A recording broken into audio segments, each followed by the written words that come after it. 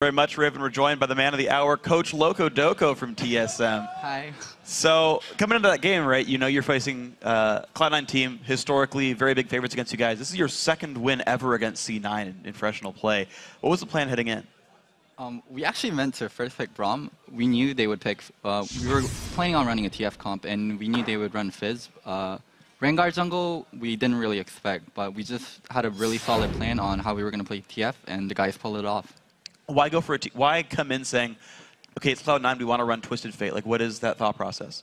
It's not even that we're playing against Cloud9. Like, just watching how they play, I realized they play really well with TF, and that was a comp that I wanted to develop, and I knew Bjergsen could be really good with, so it didn't really matter who we were playing against. I just wanted to play a TF comp, and we did it.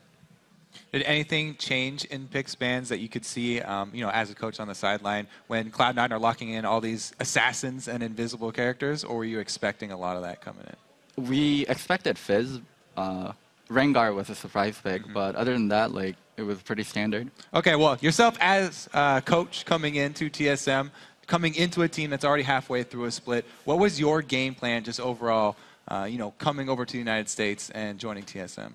I mean, just get them to be good and make playoffs and go back to Korea for Worlds. So where do you start with a team like that? Do you come in and you just want to change your scrim schedule, or is it... Scrim schedule, how they wake up, what they eat, and just the general mindset. Like, Glaive and Amazing, the Reddit posts and Twitter posts, it was wrecking them. So no social media for them, and they played so aggressive, and they actually did their job. Glaive had a lot of great flash plays, and Amazing made early ganks, something they weren't doing weeks before. So really happy with how things turned out. You mentioned changing around like sleep schedules, scrim schedules. Like, what is the regimen you're putting TSM on? We're not completely on it yet, but it's like sleeping around midnight and waking up around 8 and 9. This is like, I think that's a really good schedule to be on. Like, wake up in the morning. We live really nice, or we live really close to a nice beach. Walk down to the beach and come back in the morning for minimum exercise. Just little stuff like that. All right, so let's start talking a little bit about the in-game play here from TSM on this game. We have first play coming up is going to be the First Blood, if we can get this on your screen. This is one where TSM, since you guys have the blue side duo bottom around Dragon, you have control of the area. However, Cloud9 come to contest it. You know, as the coach on the sideline, what was going through your mind as this play is happening? This is a free kill. Like, this is what I thought. Like, this is our First Blood. Like, great positioning by Amazing and Glaive, Dyrus, all of them waiting there. Dyrus has E learned here instead of W, and he didn't get the double damage proc off on E, which he should have during the CC, and that would have been a kill on Lemon. That's something I would like to see. But still, like, Fizz missing all this farm and him getting killed early, it alleviates a lot of pressure for TF, because TF has a really hard time early game versus Fizz. I think that really put us ahead. And so, you know, looking at this game and realizing like their whole team is full of assassins, I know no like 2 games of League are ever alike, but like how do you coach a team into playing against sort of different types of team comps, like reacting to a different setup every game? Realize your own win conditions and realize their win conditions and just pull off yours better. Like, their win condition right there, or with their comp, was just team fights and picks, and our win condition was split push and getting vision and making picks also. And we just pulled it off better. We had better vision control, and when you run TF, it's really important that the AD and TF have good synergy, because the gold cards, like, the AD and TF need to stay together in team fights and pick people off one by one, like the front lines, and Turtle and Bjerg pulled it off really well.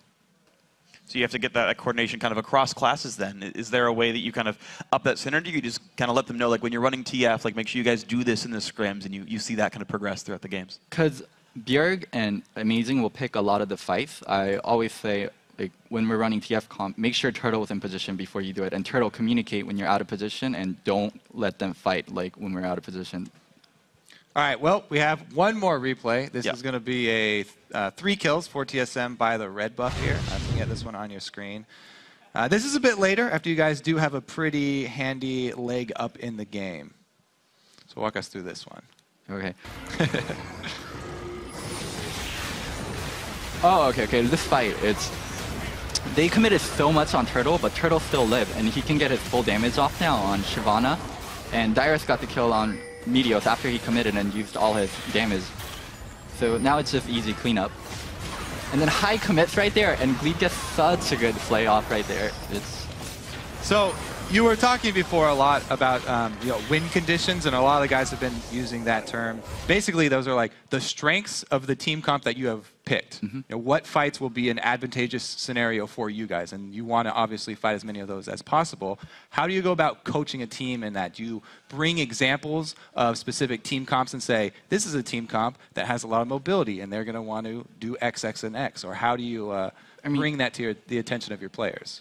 We go through the pick and bans, like in scrims, and after the pick and bans are over, I talk to the guys like, okay, this is what you need to do with your comp. If you have an Italy, then you poke and you get side vision and make sure you don't get flanked. If you have TF, then you have strong laners that can coordinate ganks with them. Just talk about win conditions, and if they don't pull it off right in game, just go through the replay and show like you should have been doing this and this there. Just go over what they did wrong.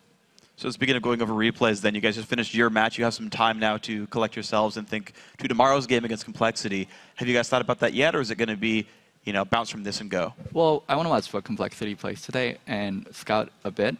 We have something planned, and depending on what they played today, we're going to adjust our second plan on what we use. So you come into a week actually knowing what you're going to play in Game 1 and Game 2? Yeah. That's awesome. It's good to hear that you guys, I don't know, I'm always curious to see how teams kind of prepare. Is the thing you're looking at them to play Rengar on Westrise, or is it more of a mid lane oriented like in? I can't tell you, Cody. Okay. I think it's Rengar on Westrise. That's what everybody's looking at. We'll see that one happens. Okay, so from here, you guys have looked a whole lot better. How long do you guys hit #1? I mean, how long? Because I know you want to hit #1. I know your goals are world. That's a free question. Yeah. I want to know how long it takes to hit that. If we can keep this up, I feel like we're gonna have a positive record versus everyone. Like, how many games does it take for us to get #1? Right now, you're what, 3 games back of first? So Okay. if you can cause 3 losses on Dig. So it's gonna take 2 weeks.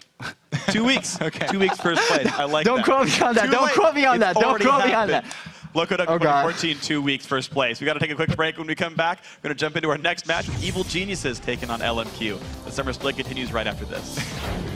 2 weeks. 2 weeks.